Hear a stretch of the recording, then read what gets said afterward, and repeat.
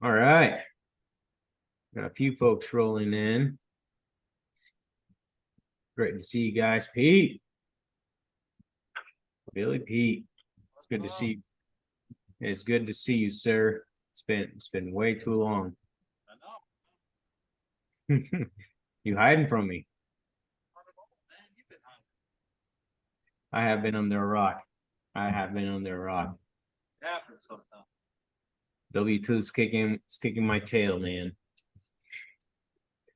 But we're here tonight. We didn't leave hanging. We didn't leave Ed hanging tonight. So that's that's always good. So, all right, cool. Well, we've got a bit of an intimate group tonight, so it is great. With that said, we can get it kicked off tonight.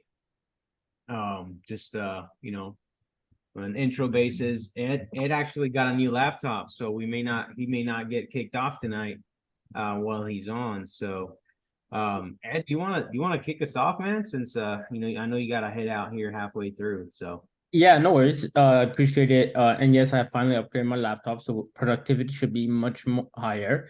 While I try to transition to the dark side of the Mac life because my first Mac and I have no idea what I'm doing. But touche. Tough process. Yeah, so it is what it is. But thank you guys for joining another Tuesday night. Thank you all for being here and participating. The last few weeks have been every week's fun, so I don't expect anything less tonight. And looking forward to going over some deals and just answering any questions. It's always fun talking with you guys. So thank you guys for being here and looking forward to see what this call is about. absolutely. Thank you, sir. So today's agenda, we'll go over the introduction. We're going to introduce ourselves and then give you guys an opportunity to come up and introduce yourselves. We'll go over today. We're going to talk about DSCR. Oh, and then we'll go over the ecosystem. I'm sorry, and then we'll talk about DSCR and all that it measures. Very interesting topic for me anyway. And so, but it'll be quick, and I'm sure there might be some questions from that as well. It's a very important metric that we need to be aware of. So, and then of course we'll open it up for we've got one deal already that we're going to be looking at. We're going to be looking at your deal today, and if we have time, we can look at other deals. If you guys have any deals that you want to throw in the napkin to see if we can get a quick reading on it. So, and then of course Q&A, and then we can go from there. So, who are we, Ed? Who are you, man? Good question. My name's Ed Shamirian, based out of Los Angeles, California. Realtor, have my own brokerage here, and expanded into the multifamily space because it was just fun, high level for me. More control of I guess the situation. When being a realtor, you have less of it, so all my realtors can relate. But yeah, I just grew up in a real estate household with always talking about it and learning about it. So I love to underwrite deals. I love to talk deals. I love to structure deals. So if there's anything I could ever help with that, please let me know. If you guys have any questions, always feel free to reach out to me. I like to make myself always available. So please let me know if there's anything I can do for you guys. And looking forward to meeting and working with all of you. Sweet. My name is Aldo Anchetta, and my partner and I, Will Otis, who's not on tonight, co-founded Stoic Holding Solutions about a year ago. And our background is actually in senior living. We've been practicing senior living each for at least over a decade. And we've done everything from operations to asset management. And so we're looking to take that experience and fairly complex industry and turn it over into multifamily and grow our wealth that way and kind of step out of the W2 world and into that. And as I was telling Pete, if you guys caught some of that, W2 has been really tough here lately. It's budget season, so I've been pretty involved in that. And so also looking to use that that expertise that we have to teach you all some of the basics around underwriting and budgeting, those sort of things. So anyway, that's who we are, and that's why we're here, and we look forward to another good time with you guys tonight. So it's your turn. So hey, if you're here for the first time or not, and you'd like to come up and introduce yourselves, give us quick 1 to 2 minute introduction on who you are, where you're from, what you're looking to do in the space or are doing in the space, and your market and that sort of thing, to kind of just let the world know what you're doing, and so that we can network here. So who's first? All right, hey, how's it going, guys? So Dan Jason, started up DK Property Group last year. Military veteran, 26 years, still planning on retiring next year. I've jumped on a couple of times, so I've talked with Ed a couple of times, and very supportive. So thank you for all the support that you've given me, Ed. So my market, I live here in Massachusetts. So I poke around Massachusetts, but I plan on moving to Florida. So I really try to really focus on trying to find a deal in Florida, because I plan to move there. So maybe I could be a boots on the ground or something that I could actually manage once I get down there. But I'll look at deals anywhere right now. So I focus heavily on underwriting, and trying to really perfect that and get really proficient with underwriting. But just recently, like within this week, I'm starting to look into trying to raise capital, and trying to entice people or get people interested in multifamily so I can raise capital, because really the goal is to be a GP. That's a great goal to have. And welcome, man. It's nice to meet you. Thank you. Pleasure. Thank you for your service, and also Boston this time of year coming up, or that Massachusetts area is beautiful, man. So envying you. It's a lot better than LA, I tell you that. I trade you the weather. Yeah, that's for sure. Well, I'm just not gonna open that kind of worms. I want to play nice today. yeah, there you go. Hey, it works. Hey, look, we've got the nasty humidity out here in the south, so I would definitely trade the weather for from California as well. Anybody else want to come on and say hello and introduce themselves before we move on? Go for it, Eve. Yes, God. We can't hear you, Peter. Still muted. You're muted. Yeah, Bottom left hand corner of your screen. Left click on that mute symbol. Can we unmute him? there we go. Can you Yep. hear me now? Now Yes. you got it. Okay, so my name is Yunus Elamin. I'm from, I can't say I'm from, I live in Miami. I'm right now in North Carolina doing some kind of work here. And I've been getting a lot of emails from you guys. I have been interested in the multifamily, but I'm probably the least knowledgeable of all of you guys. I'm looking forward for something, looking forward to learn about the business, because I'm interested in the business, and I'm trying to do this for my family, basically. Awesome. That's great. Love that. And I'll say you're in good company, Eunice.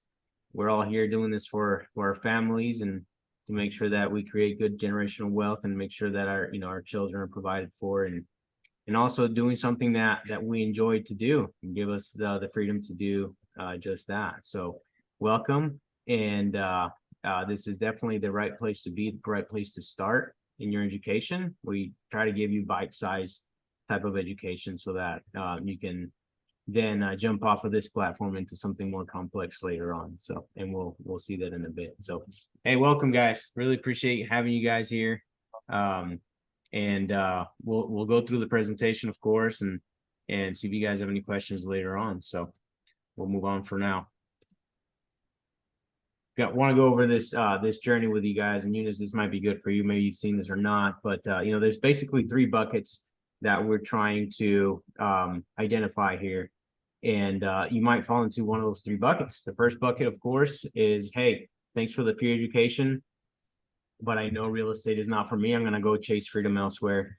And hey, kudos to you. Go chase freedom. Go do what you need to do in order to provide that support for yourself and your family. The next bucket is, hey, love the free education. I'm learning a lot, but I just don't know that I want to be a hands-on operator, but I still need to get educated on how to analyze a deal, how to understand capital raising, how to know whether a deal is good or not, how to find good partners, etc.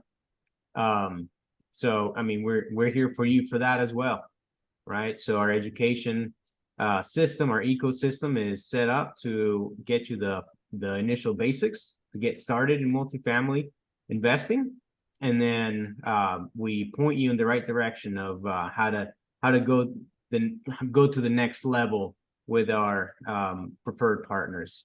And so, then there's a third bucket, which is, I both, thank you for the education. I love multifamily investing, and I know I want to be an operator, which is awesome. We're here for that as well. Most of us are, or a lot of us are in that boat where we want to be the owner, investor, operator as well. Like Dan wanting to be on the GP table, which is definitely the way to go from a syndication or otherwise standpoint. So with that said, we have a mentorship program, not a mentorship program. We have a preferred partners program in which we, promote different partners that we've experienced as a community or we've experienced as a leadership group.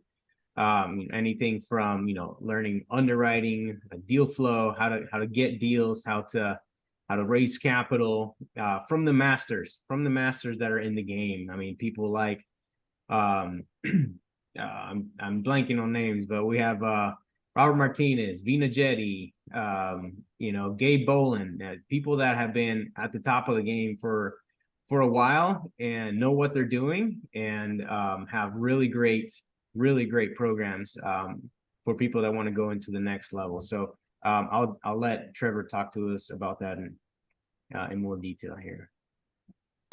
Multifamily Freedom Chasers family, I have exciting news for you all. We are launching our Preferred Partners program for the community. You as a community member, as a Freedom Chaser, have access to this right now for free. So what is the Preferred Partners program? It is a program designed when you are ready to accelerate your multifamily real estate journey. You are ready to invest in yourself, to level up your education and business building experience. This is the place to go. These are the partners and resources that we have invested into and we use hands-on that have helped us level up in our multifamily journey. So pretty cool. Our preferred partners that are part of this list, it continues to grow, but right now they have over $2 billion of assets under management. Super cool. High-level teams and high-level operating individuals. So let me walk you through this here really quickly. We have Gabe Bowling's real estate training, Mastering Multifamily with Vina Jetty with her educational vault. Rockstar Capital and Robert Martinez, they have several different educational options. If you need mindset and performance coaching, we got Keston Glasgow with Purpose Ways. The Mary Machine, website, funnels, marketing, everything you need there.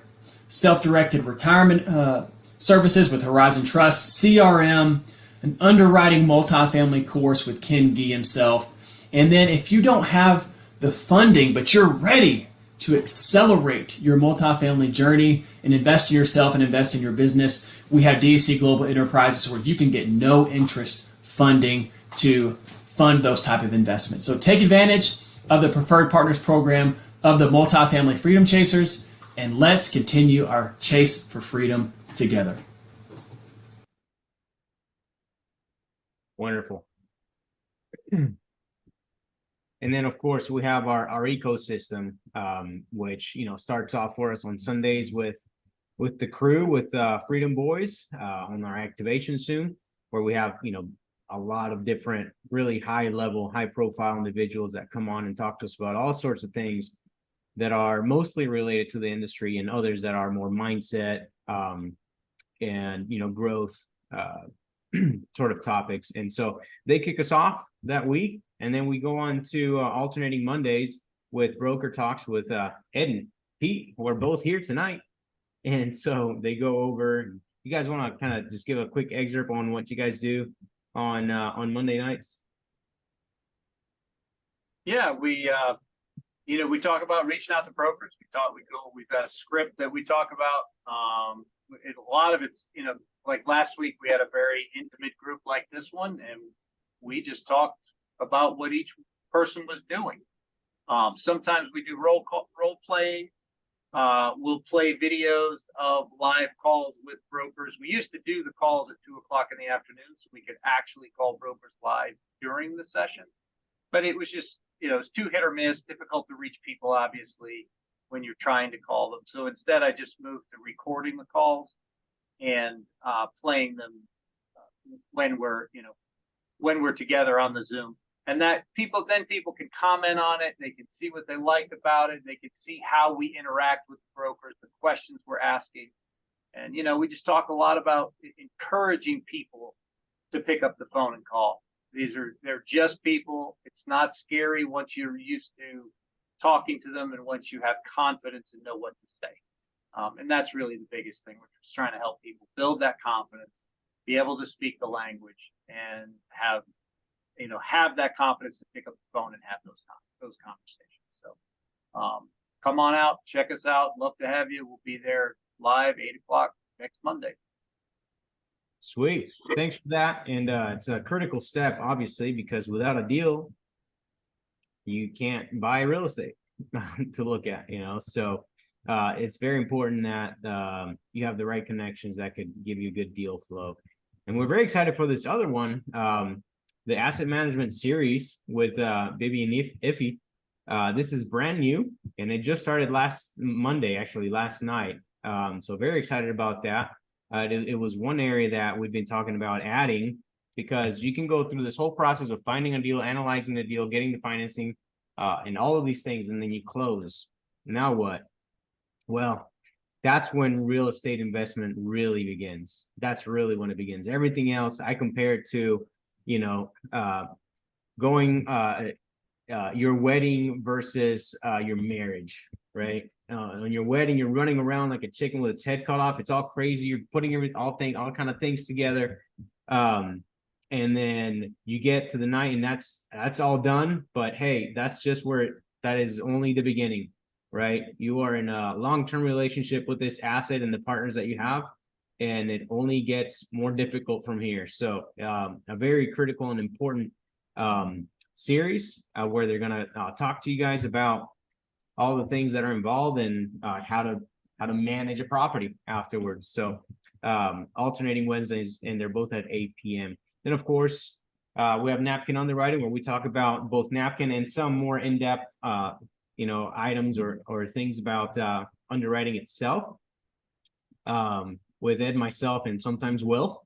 And we basically try to show you how to spot a deal quickly, using our tool, or just a couple buttons on your calculator. So and then on alternating Wednesdays, we have the Miles family on talking about financing, the state of the financing market, and on alternating Wednesdays at 8:30, we have the Multifamily Foundation's Zooms with the Armada REI group, and that one's also been really great. They go through many of the key foundational things you need to know to get started in real estate, multifamily real estate investment. So come on out, learn as much as you can from all of this. And by the way, this is all free. We do not charge for any of this.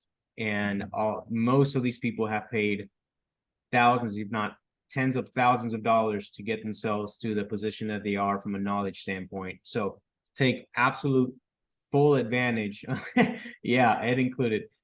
Full advantage of this to be able to grow in your multifamily knowledge. So This is our contact information. If you have any questions for us, or want any help on underwriting deals, we'd be happy to talk you through that. So with that said, I'm gonna go ahead and get us started on the topic today. And it's fairly straightforward, but it is a very important concept to understand. Now, I will say this. That in this environment, creative financing deals have become more and more popular, obviously because of the debt market, because of the interest rates that are going up so high that it makes deals almost unaffordable. So it's enticing for sellers to be able to sell at a higher price if they're able to concede on good terms, on the financing side. So I say that caveat because DSCR mostly deals with institutional lending, institutional loans. And so it is a term that, well, it's a benchmark that they use to be able to, say if you have to hit this metric or else we won't be able to finance you, or you'll default if you go, below that metric. And we'll talk about what that is. So DSCR, I'm sure a lot of you have heard of this term, especially nowadays. It's becoming a little bit more popular in the single family world. The DSCR stands for debt service coverage ratio. Debt service coverage ratio, right? And so before we get to how they calculate that, we'll talk about why it matters. The DSCR matters because it is a measure. We'll talk about why it matters and what it measures. It is a measure of risk, essentially, for the bank that is lending you the money, right? So a bank says, okay, we've looked at your deal, you've underwritten it heavily and deeply, and we've taken a look at it, and we've done our own underwriting, and we based our underwriting on hundreds, if not thousands, of deals that we've funded. And obviously we see all of these not benchmark, we see all these benchmarks, and we see all of these trends in both revenue and both expenses to get NOI. And we're going to lend it to you, but you have to be able to get this much profit on it, right? You have to get this much on that. And so they look at that and say, because if you don't get enough money from your operations, you won't be able to pay us, right? And so what is the bank concerned about? The bank is concerned about lending you a ton of money, and we won't get into the fractional reserve system in this call, but their job is to lend you a ton of money, essentially out of thin air, to be and then collect interest from that payment, from that loan, back to you, right? And so and oftentimes you'll start off with just interest only. So, but there's always, in your payment, there's always going to be interest. It's almost, it's very rare that it's principal only. It's almost always, if not always, interest and or principal. And so the bank's job, like I said, is to lend you money so that then you can pay them back in interest, right, over time. And they're not concerned, for the most part, they're not concerned about how long it takes you to pay them back. In fact, the longer it takes you to pay them back, the more money that they make. So their major concern is to make sure that you're able to cover your debt service. And your debt service is basically your mortgage, right? And so their concern is for you to be able to cover that and then some, because they want to be able to say, we need a cushion. We need a cushion in your profits for us to be able to be comfortable with continuing to lend to you, either period or at these specific terms that we agreed on, right? Because if it continues to go, if that margin minimizes, you could either default, or you could get slapped with fees or with penalties or with just a higher interest rate into the future, right? So it measures it measures risk, right? It also is a measure of profitability from their end and from your end, right? They want to make sure that you're profitable. So you've heard it say that the bank is your best friend, and this is indeed true. The bank wants you to succeed, because if you succeed, they get their money. If you succeed, the bank gets their money, right? And so it's very important for them that you operate well so that you can make enough money to pay them back, right? And so those are the things that it measures and why it matters. So we'll go through a quick scenario as to how it measures at least one of those. I'm going to pull out my handy dandy calculator here and show you something really quick. Is it showing up? Where's my calculator? Oh, it's behind this. Sorry, guys. Well, it's not showing up. Here, we'll do it here. Oh, I was going to show you that too. Can you guys hear me? I can add something real quick. Yeah, go ahead. Cool. So I wanna kind of harp on that point where the lender's your best friend.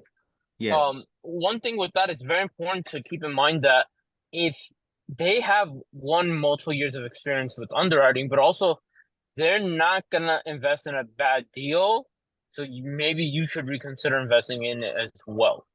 Now, I'm not saying every deal that meets their requirements is a good deal, and every deal that doesn't is a bad one, But in a broader statement and term, it's, hey, this is kind of the rules and that they follow.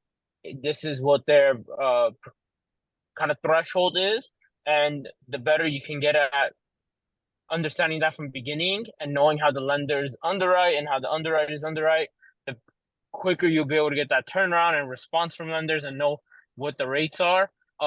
One thing to keep in mind though is this isn't gonna apply so much to the assumable loan side because it's so much older and is usually so much lower of an LTV.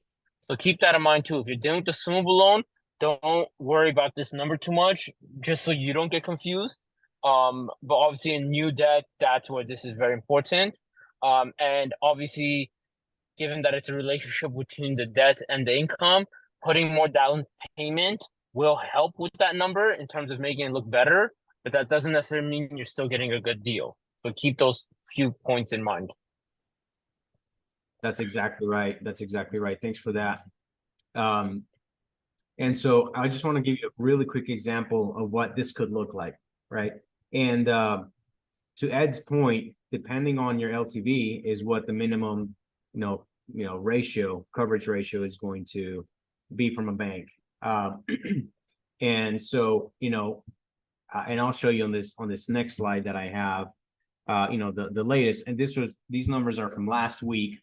And I'm sure it has changed or will change for sure this week, just based on the Fed's last announcement, even though they said that they were not going to raise rates this time around, that they were going to raise it at least another, I believe, 25 basis points by, before the end of the year. So a quick example for, so let's say you've done your deal, you've come to an agreement with the bank on what, your debt's going to look like, your terms and everything. And so you get, let's say, a loan at X%, and for, a 80% LTV ratio, and the required debt service coverage ratio is 1.25, which is fairly standard. There are some that are lower, and I'll show you that, but it's rare. It has to be a really good deal for that to be able to cover that. So let's say it's a 1.25 debt service coverage ratio. Now, what does it mean? What does a 1.25 debt service coverage ratio mean? What does that mean? Okay, well, in simple terms, it means that you have to beat your debt service principal and interest, that is principal and interest, that's how they look at it, by 25%, right? Because 1.25 is essentially 125%, right? So you have to beat it by 125%. It means your NOI has to be the amount of the debt service plus 25%, right? So easy math. if your debt service is $100,000, then your debt service, then you're required to make a net operating income of 1.25 times higher than that. So then you multiply it times 1.25 and you get $125,000, right? So your bare minimum net operating income needs to be $125,000 in this deal, so that you don't go into default or, you know, breach whatever covenant you may have with that bank, and, you know, whatever agreement you have with them. And so, okay, so that's one side of it, right? They're saying we want to mitigate this risk by having you make a certain amount of money over your loan, over your mortgage debt, right? So that's one side of it. The other side of it that matters is for you need cash flow, right? And so we have, say we make the $125,000 in NOI, great, we didn't default, that's a good thing. So then what? Well, off of this $125,000 needs to come off what? If you have your revenue minus your expenses equals your NOI, which at this point would be $125,000. You have other things below the NOI line, right? So, you know, obviously what's going to come off of here is your debt. So you have to pay the bank. This is for a year. Let's say you have to pay the bank $100,000 this year for the debt. Okay. Now you're left with $25,000. You're like, great, that's just over $2,000 a month. Wrong. There's other things that go below the line. And, you know, there's debate as to whether they should or should not go below the line. My philosophy is that if it can go below the line, I will likely put it below the line, and I'll explain what that means. Because below the line means that you can put an expense below the net operating income. Below the net operating income, right? And so things like your mortgage expense, your depreciation, amortization, and there's a few other things that are allowed to be put down there, such as your asset management fees. Those can go under below the line. Your capital expenditure reserves, your CapEx reserves, those can also go under the line. And so if what happens is when you put things below the line, it increases your net operating income. And as you increase your net operating income, you're increasing the value of your property, right? Now, it might have some tax implications. If your NOI is higher, your taxes might be higher, but there's depreciation and other things that can help mitigate that as well. So having said that, you have your net operating income of $125,000. You take out your debt, $100,000, you're left with 25, okay? And now you have to take out your capital expenditure reserves. These are reserves that you need to have in case something happens to your asset and you need to fix something, or you have you know, renovation projects that you're reserving for, etc. You know, and that could be, I mean, that could be anything, right? So let's say on a small, and I don't know, you know, 20 units, I don't know how much, you know, debt off the top of my head, 20 units, a couple million, 40 units. If you do like 40 units times, you know, some people do $600 or $500 a year per unit. You know, it's 20,000, right? So it's, I mean, like, it's a lot of money. And then your asset management fees, if you're doing those, you know, that's another 1 to 2% of revenue. So you're eating up pretty much all of your cash left over, right? So the debt service coverage ratio is the bare minimum, is the absolute bare minimum for you to make it and survive, right? You want to be above that. And in fact, I wouldn't use it as a profitability measuring tool. That's what your cash on cash return is for. That's what your internal rate of return is for. That's what your equity multipliers for, all those things, right? This will tell you whether you're going to cash flow, that year or not, right? And so that's a very important reason why it matters to get, I would say, at least 1.25 on the DSCR. So very blurry, but this is the last thing I got for Freddie and Fannie, and this is of course agency debt, not including bank debt, which would be probably a couple of 100 points higher than this. So I mean, you're looking at just looking at these here. On an 80% LTV, they're looking at least 1.25, and on a 65% LTV, they're looking at least a 1.35. I mean, and this makes sense. Their thinking is, hey, you're going to put more down, right? It means it's going to be less risky, and you're going to have a lower debt. You're going to have a lower mortgage. So your coverage should be higher because you're going to be, making more money on this. So it really does need to be higher, especially for your investors, because they put in more money, right? They put in a lot more money. So your returns need to be to where you can, have good returns for them, but then also cover your debt.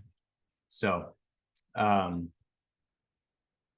gonna stop right there and say, Ed, is there anything else you think we need to add to that?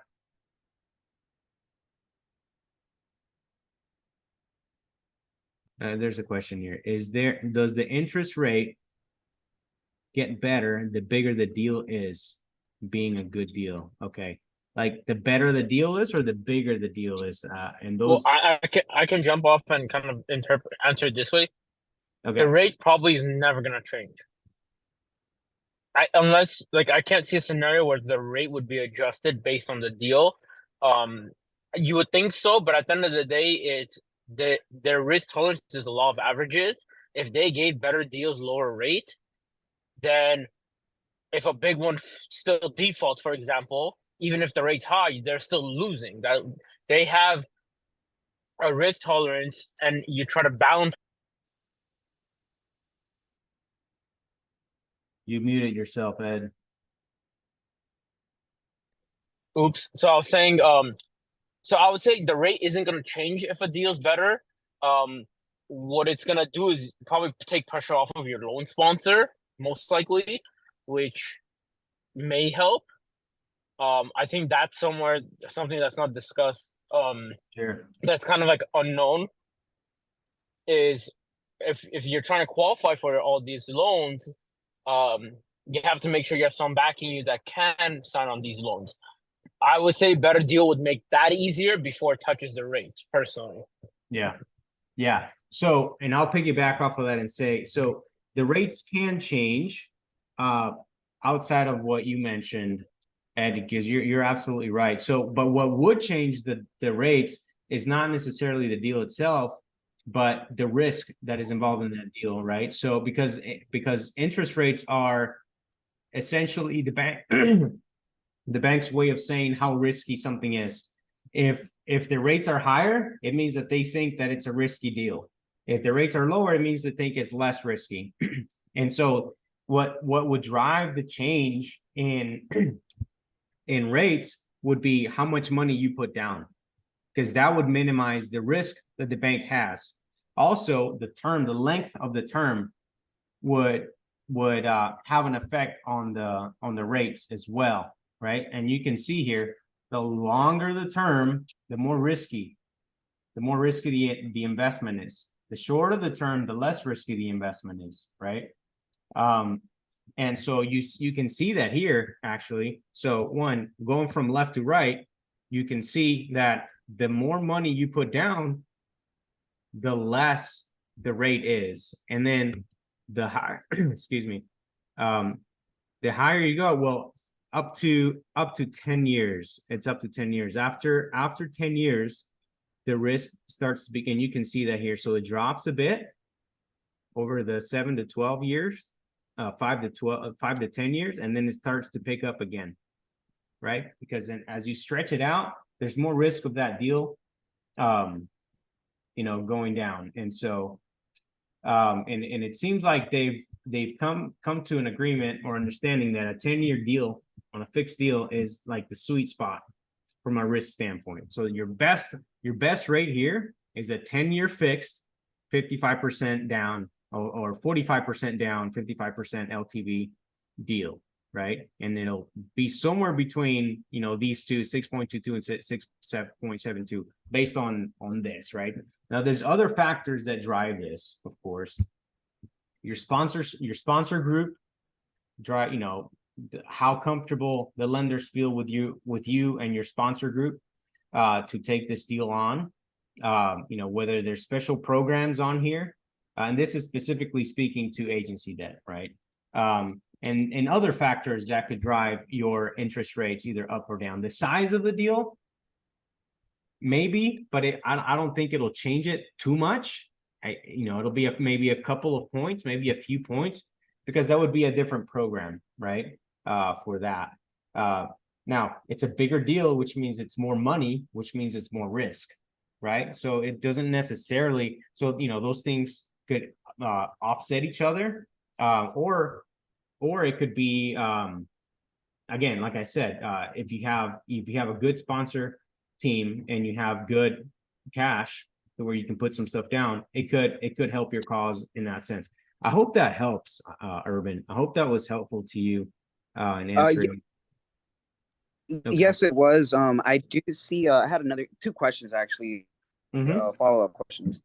I do see fixed loans, and then I see a hybrid. What makes a hybrid loan at that point? Because I do see the word hybrid. Could you, Aldo, you got it, or should I jump in? I can start and you can jump in for me as well. Beautiful. And so this is this specific to agency debt, right? And it's specific to Freddie. I don't believe Fannie has it. And if you're not familiar with agency debt, it's essentially Freddie and Fannie having, you know, what's called, you know, agency debt, which, you know, they're essentially backed by the government, and they have special programs to invest in, you know, in a special interest or in a special group of people, like, you know, making sure that they're investing in, you know, affordable, not necessarily specifically affordable housing, but housing that is, you know, affordable. It's not like some crazy A-class, like $100,000 a year rent, you know, something like that. So anyway, so agency is backed by the government essentially, and they offer special programs for lenders, for buyers or investors to purchase at a lower rate, because they've been given a ton of money and they still have a lot of money left to lend for these programs. And so Freddie Mac has a special program called a hybrid program. And so it's a combination of both fixed and variable rate, right? And at some point, I don't, maybe this is where you can jump in, Ed, but just simply put, it's a hybrid between fixed and variable cost. After some point, it becomes variable. And then, you know, it could jump and it moves from backing up. The way that they calculate their rates, Freddie Mac or agency debt, and also Fannie Mae, is they base it off of the 10-year treasury, right? And the 10-year treasury is fairly stable up until recently, obviously, but it's fairly stable. And so they base it on the 10-year treasury.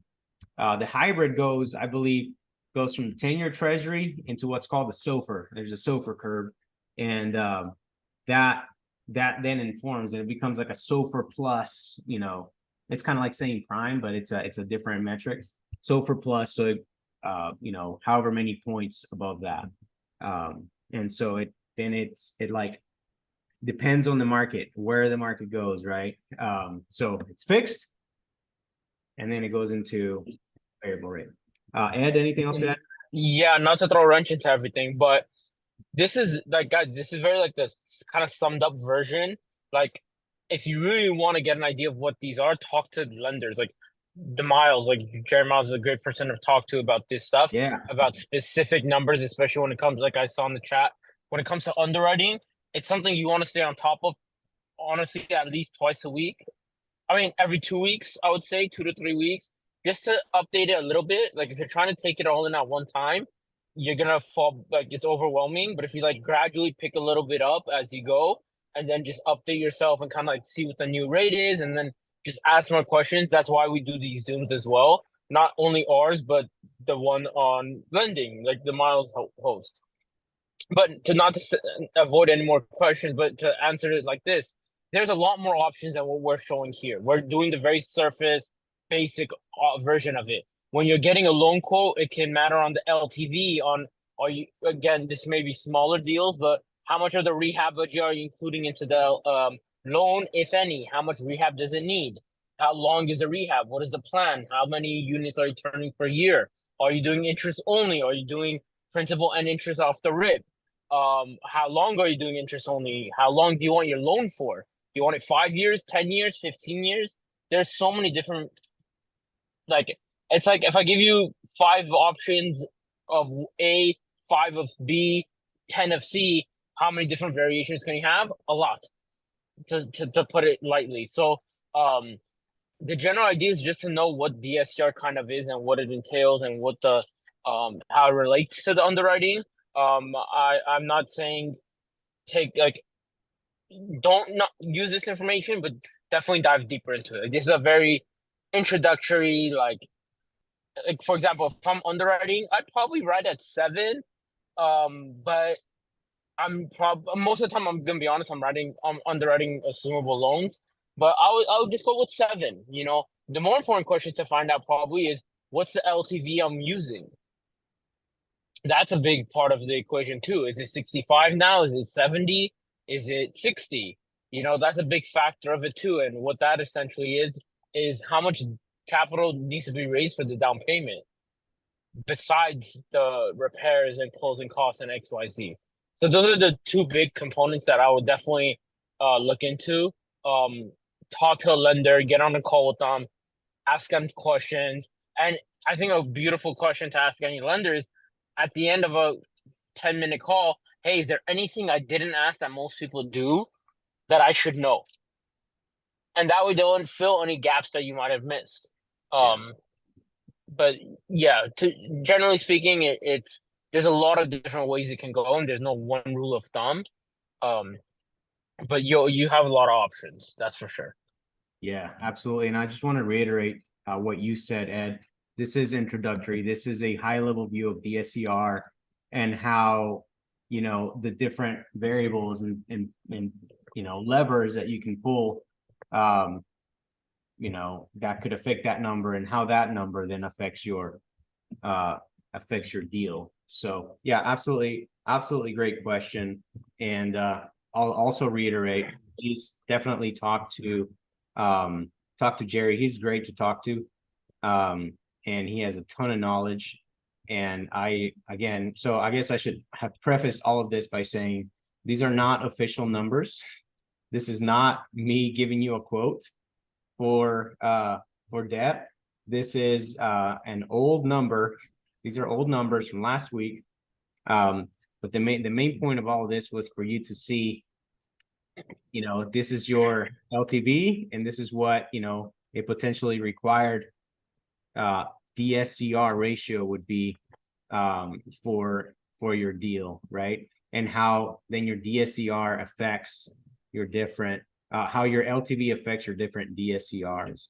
And then, you know, of course, we went into, you know, how time can affect your rates as well, which then affects your loan, which then affects your DSCR, you know, or, you know, your required NOI to meet your DSCR. So there's a ton of variables to this. This is the first thing for you to just kind of think about and then, you know, dive into. And absolutely, when you have a deal and that you've underwritten fully, that's when you go to a lender and say, hey, what can I get for this? Right. And then they'll kind of help you through that. So I want to answer a quick question here before we go into the napkin underwriting really quickly. So, Eunice, you talked to you asked the question and Peter, you answered it. Thank you very much. Essentially, can I get a deal, zero money down with my own money? And I would say it's possible. I would say that the journey would be a little bit longer, but it's absolutely possible. And I think that journey is probably better than if you did have money. because it would force you to learn. It would force you to make relationships. And so how a lot of people do it is they'll learn how to underwrite, how to analyze, how to find deal, these basic things. And then once they find a deal and they've done some of the work or done the work of underwriting, then you bring it to a syndicator and say, hey, is this something you'd be interested in? I'd be happy to, be boots on the ground or be whatever I need to be on this deal to get, a tiny bit of this kind of thing. And then that's how kind of you get started, because what it does is now you're now part of a GP, you're now part of a group that is running this deal. Now you have clout. Now you can say your next deal, hey, I'm a GP in, 67 units in Chattanooga, whatever, And so that's one way to do that, really without your money, but it would obviously cut down on your profitability on that. But your learning is going to be way more profitable than what you could have gotten, on that first deal. It is way more important for you to learn than for you to try to make money on your first deal if you don't have anything, if you don't know anything. And then we had another question here. Who was it? Oh, Dan. These recent rates, they're from last week, and it's probably changing just based on what the Fed said. And I would contact, a lender really to really know and understand these deals, because they'll vary. And these are agency debt numbers. Bank debt, that varies like daily now. I mean, well, not as much as it used to before, but I mean, you're hovering around 6%. I mean, 8% on that. So, and then Urban says, if one puts down a higher down payment, can one get a longer IO? It depends. It depends on how, on the deal, on the lender, on how they feel about you. It's, some of it is that. It depends on the programs that they're running currently. At one point, I got a quote for a full term interest only, which is like 5 or 7 years. And it was a 7-year full term against a 5-year, like 3-year full interest only. So yeah, it depends. It just depends, man. So great questions, folks. I want to get to this tool really quickly, and just quickly underwrite each deal. Pete, I took the liberty, I put in a bunch of the rents and stuff, and looks like came up to about $900. But I believe that may have been pro forma. I don't know. Do you have more accurate numbers?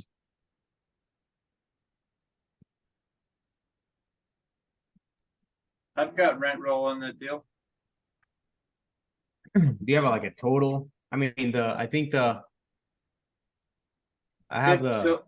in August of 2023, the total collected was $50,065.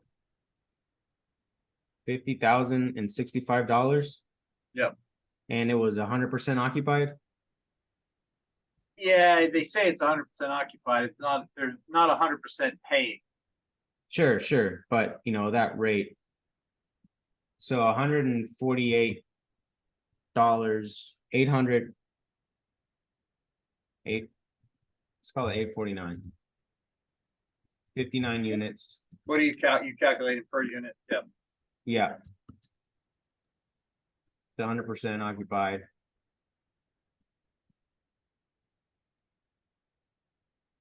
Did they talk about any upside on this? On the rents? Yeah, I've got to look into that a little bit more to see what it looks like. The biggest issue is it's an older owner. He's looking to get out of the business. We think he's got some flexibility on the price. Mm-hmm. And we think he'll accept some more financing terms. There you go. So yeah, so what do you think you can drive it to?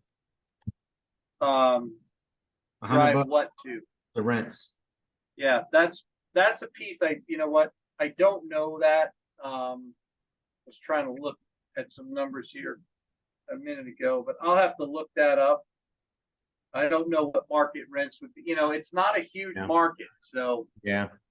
I'm not overly confident that we can drive a ton in the market. Yeah, I didn't rent. see any data on here for the market either. I mean, I would assume that by the time you hit 5 years, you could get $100 on these. I would think so. I mean, at least. I would think some of them are probably under market rent today. You know, 840. I know it's a smaller market, but I'm not one of these people that thinks rents can go up forever either, right? At a certain point, people just can't afford to pay anymore. But these are not high. Yeah. I wouldn't be surprised if even in Albany we could push the rents a little bit higher without doing too much. So then this is a pricing play. Then you have to get it at the right price. It's been self-managed, you know, and so I think there's probably some opportunity to tighten up the management. I wasn't sure. Sorry. The asking, I think on the document, I think it was 5.8. The broker told me 5.6. And he really thinks we could. He thinks it probably has to start with a 5, but he's not certain of that. So I would come in less than that, right? And you know, I'm thinking if we can get this above a 7 cap, this might be a pretty reasonable play. I just don't know. You know, I haven't walked the property. There's a lot of unknowns. I think it's in pretty good shape, but as I'm looking at the T12, you know, they're spending a lot of money every month on maintenance and repairs, which obviously you're going to on a 59 unit It's not place. that old though. It's not that old. It's a 90. I mean, the oldest is like 97 on here. Yeah. So 32 of the units were built in like 2006 and 2008, but 27 of them were built in 1994. So I mean, so they're saying, so they're saying it's a 36% expense ratio. I mean, I guess that's not including a management. Oh no, yeah, they're including it on there. Taxes and insurance go up maybe another 5% at least. So this is, I mean, so you know, this is calculating a $300,000 NOI. I think they're coming in at 383. Right. And so if you can keep that same NOI or somewhere close to that, let's say let's call this 45%. Or even 40%. You're calculating a $300,000 NOI. What's dropping the NOI down that you've got a higher 50% expense ratio? 50%. Okay. Yeah. So if you drive it up to 40%, so I mean, I'm assuming, well, there's a utility cost on here, 7,500, but I don't think that's, I mean, so they're paying their own utilities, it seems like. So, I mean, that could be possible, but most data shows, you know, 50, 45, somewhere between 40 and 50% expense ratio, maybe more, but it may be a well-maintained asset. Well, there's a lot of repairs. This is also a pro forma, man. I don't know that. So their P&L. Well, are you looking at the T12? Now I am. Yeah. I am. Yeah, there's a lot. So yeah, taxes, utilities are, I mean, annualized, it's $8,000. Like that doesn't cover everything for utilities. So they have to be paying that. So that's probably what's driving your operating expenses down. So 245, 270 divided by 575, 300 for the T12 on June. That's a 42% expense ratio. So, yeah. I think you start off with at least a 45% expense ratio. Oh, then there's some lost revenue here. Maybe you drive this down to like 98%. And you get closer to where you are, 95%, which is, a lot more reasonable. Anyway, so just so you guys know kind of what's going on here, we're putting in the key data, which is your average rents, total units, your occupancy, and then working on the assumption of the expense ratio, right?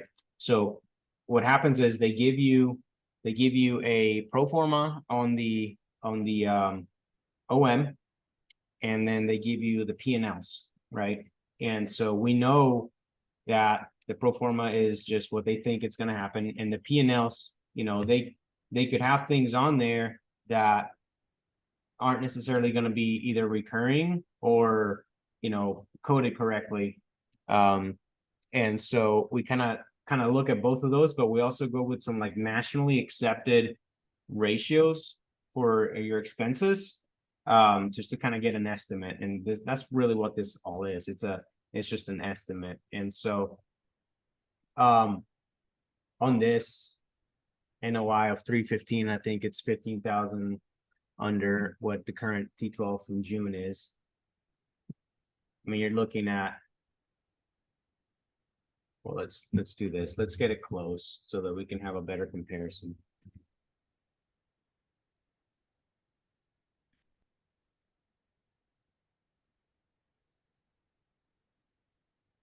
Yeah, it's close enough. Well, yeah, there you go. So,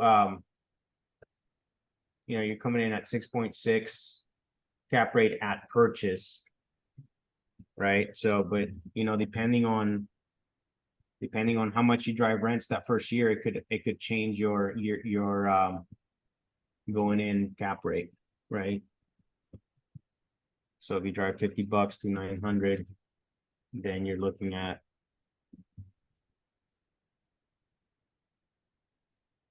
a 7% going in cap rate for year one. Right. At 5 million, right? At 5 million. There is some debt. There's $3.2 million in debt that is assumable. At what rate? There's only 3 years left on that. Oh, yikes. Yeah. I mean, what's the rate on that? 5.67. 5.67. So it's a nice rate, below current market, but I mean, it'll definitely be a crapshoot on getting that refied in 3 years. that's the thing. That 3 years is a short fuse. It's better than 7 now, though. But yeah, I mean, fairly. I don't know if anything's changed, but it's possible that you can get somewhere between 70, 75 LTV, close to a 7%, if it hasn't changed, if things haven't changed. I don't know what you're seeing out there, man. Close to what? Close to a 7% on an 80, between 70 and 8%. You probably get it around there. Think you can get that high? 80%? I think you can get somewhere between 70 and 80.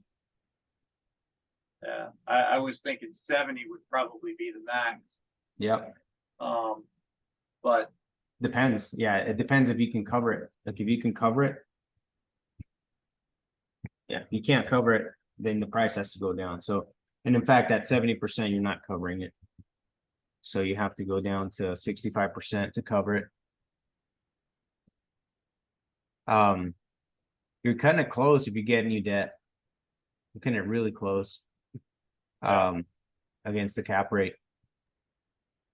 So yeah, but I don't like that 3-year balloon on the assumable debt. Yeah. So guys, just to kind of walk you through what we did there as well. Once we kind of get an idea of both the NOI and the valuation that we think it's going to be in. So what we did is at 5 million, if we were to buy this today at $5 million, the current NOI is 330,000. That's going to be a 6.6% cap rate, right? I don't know the market. I don't know if that's good or not. Seems to be like a B class ish. So I don't know what that means, but I compare my cap rate at purchase against the interest rate. Now, well, I should back up. What I compare is the going in cap rate, which is after 1 year of operations against my interest rate. If my cap rate when I buy it is less than my interest rate, then I am negatively leveraged. That means I'm not going to meet my DSCR like we talked about today. I'm not going to be profitable, and it's just not a good deal. I need to be at least at the interest rate, but preferably 50 to 100%, 100 points higher than that, depending on how you want to invest things. But so what we looked at was, okay, you could probably get a 65% LTV at 7% on a 30-year amortization for a 1.26 DSCR, right? And so these three things are the inputs, and that spits out a DSCR on this against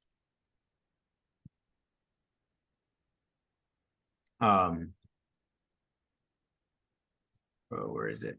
It needs to cover the NOI, needs to cover that.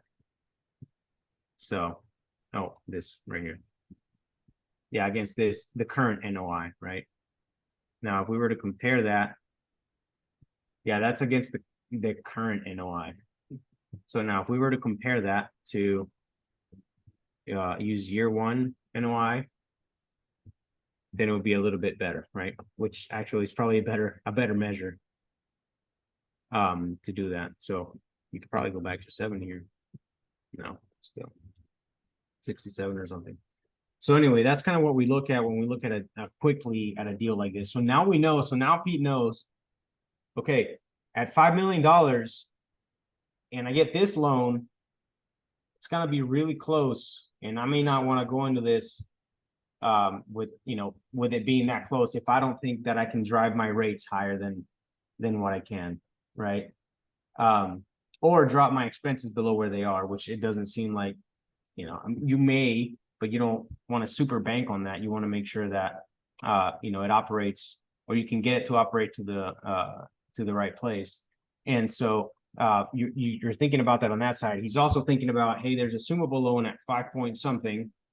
Seems really good against my year one, but it balloons in 3 years, right? And so what's going to happen in 3 years is we don't know.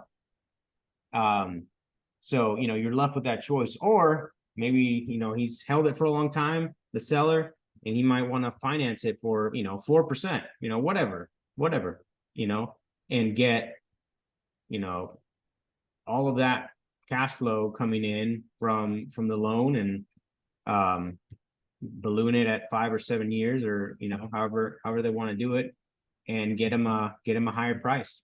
We can pay the 5.8 and get you a 4% or something. Sounds like it could be a good deal. So anyway, let's see. We are way past. Man, it's 9:15. What tool do you use to check market rent? To check market rents? I mean, if it's in Georgia, I try to call Peter St. Martin. He's the man. There you go. No, market rates, man. Just good old calling.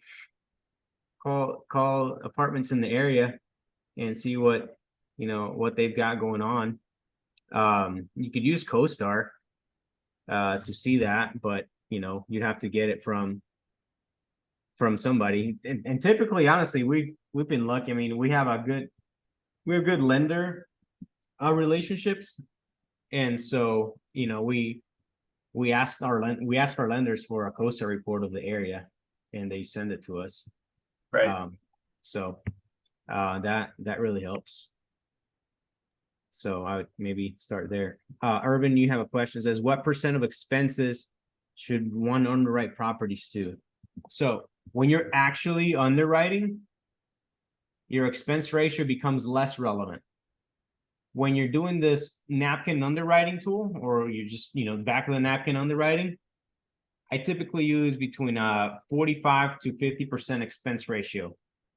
And that's just because it pretty well is going to land somewhere close to that.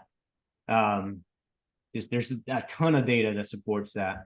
But when you're underwriting it on your analysis tool, what matters most is understanding your per unit costs for each expense item, I guess I would say. Like understanding how much utilities are in the area per unit per year, understanding how much, having a really good idea of the staffing that you need to run that, from a management company standpoint. Like if it's so many units, if it's a 40 unit, how much do you need really? If it's 70 plus units, how much do you need in terms of employees, etc.